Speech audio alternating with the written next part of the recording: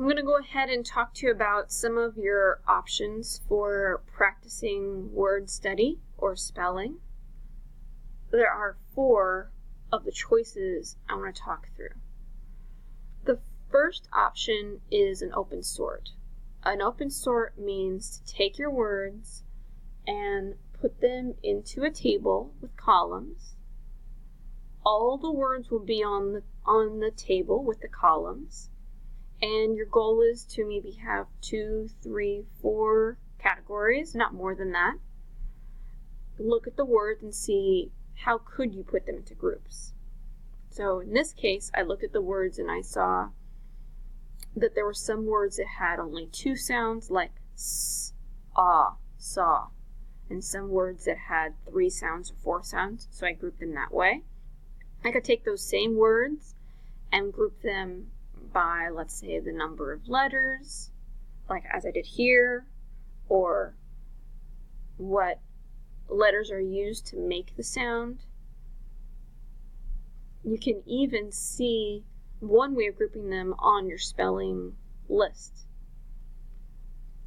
Some people will have spelling lists that instead of just having one word, will have how one word changes to another word when you add an ending, like spin to spinning, turn to turning.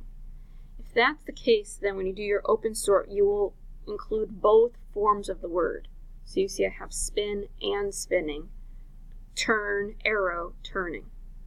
And I noticed that some of the words had consonant before the ing, and some had just a consonant before the ing, as in R-O-T-A-T ing. There's just one consonant there.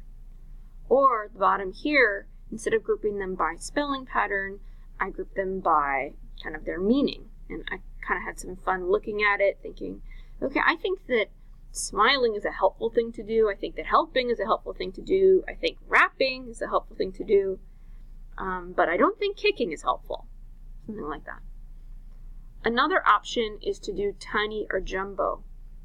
And no matter what your spelling words are, you would write them 3 times each. Tiny, or, as I did, saw, or claw, claw, claw, or 3 times jumbo, as I did here. The third option is to write them in sentences. So I took the word, in this case spinning, the one with the suffix, or saw, or mows. I took that word, whatever the spelling word is, and I wrote it in a sentence. Notice that if after I write the sentence, I'm going to check to make sure I have a capital letter at the beginning and a period at the end. If you check that you have a capital letter at the beginning and a period at the end, then you get to add a smiley face for yourself. At the end, you should have 10 smiley faces because there's usually 10 words. Another option that's important to do sometimes is called zebra spelling. Just how a zebra has 2 colors, for zebra spelling, you will choose 2 colors also, whichever 2 colors you'd like. See at the top, I labeled consonants is red, vowels is green.